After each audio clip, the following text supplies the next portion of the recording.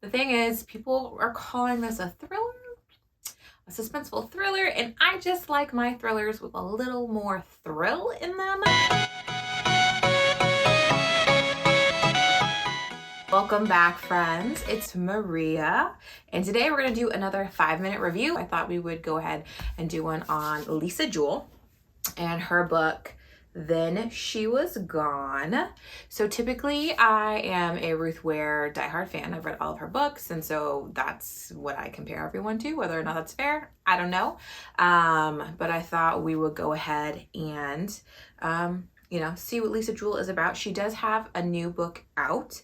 I believe it is called, let me see if I can look it up here. It is called The Night She Disappeared. And so I did pick that up to listen to. I will make a note that I did listen to this.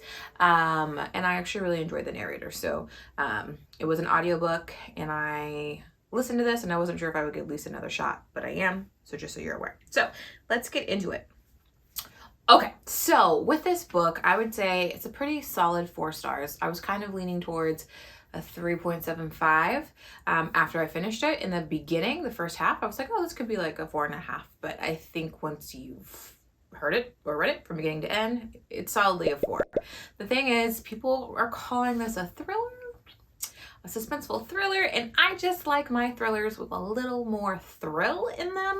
I would say this is squarely a mystery, right? And there are different aspects of what makes a mystery and what makes a thriller and what makes something like a suspense thriller. So this is a mystery. You find out in the beginning what the issue is. There's a crime.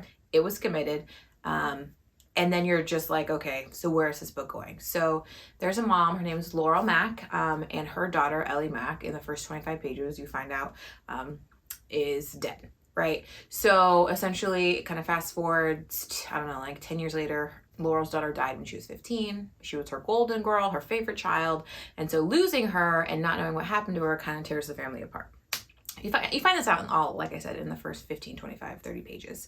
And then they find her bones and they realize she actually is dead, right? Because I think not knowing what happened to her daughter is really what caused the chaos, because there's that sense of unfinished business and not being able to make peace. So she gets the closure that she needs. Her daughter is dead. And so then you're like, what the hell? Where is this going? She's dead. You're not looking to figure out what happened to her. You know, we have a sense of peace. What's going on? So you kind of see Laurel go through a transformation as she gets this closure and is able to transition out of the just state of just despair and melancholy that she's in into, back into who she was maybe before. And this kind of reveals her life and how, she's been divorced now and her relationship with her kids aren't really going very well. And the story is really well written, I think, right? Like you are involved, and I think the author does a really good job of keeping it to the point. There's not a lot of fluff in there. You're really just going through the day with Laurel and understanding, like, okay, how she's surviving now that she has this information. And then she meets a man, and what that looks like. And so the premise is she meets this guy who then has a daughter that looks like her 15-year-old daughter who died. So this guy's daughter's name's Poppy, and she looks just like her 15-year-old daughter Ellie. And she's like, what the heck? That's so crazy. That's so uncanny. They have similar mannerisms, all of this stuff. And so from there, I feel like you can kind of picture or think about what is happening. There's a lot of different ways that this book could go, but you're like, okay, I kind of can understand where we're going. I think there is a bit of, you're like, oh, I don't know that I quite expected that, but you expected something very similar to happen to what actually happens. It's like you can project what's going to happen in the next 3 chapters, right? So you're in chapter 54 and you're like, oh, I know it's going to happen 3 chapters ahead. So there's no real suspense in that case. I wasn't like, oh my God, my mind is blown. I found the ending to be a little lackluster,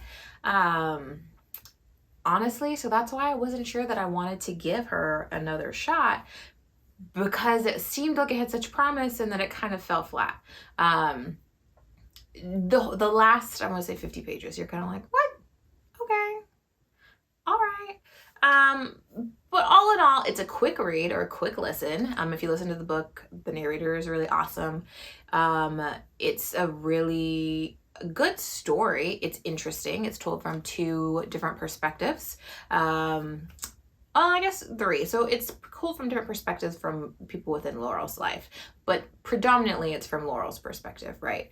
And you can kind of see how family dynamics interplay when 1, you know, you have a trauma in the family, and then 2, you know, what that healing could or could not look like, and then what moving on from that looks like, and then also just how you mend those relationships, right?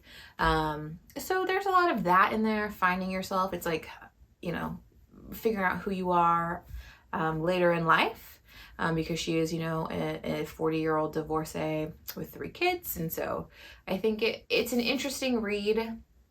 I would not say it's a thriller though. So that's what I'm going to leave you with. Pick this up if you want something quick, something fun and creepy. This is definitely a book for you. I would definitely say get it. Unlike the last one we reviewed that was suggested by Miss Reese Witherspoon, the last thing he told me. This one I would say go for it. You know what I mean?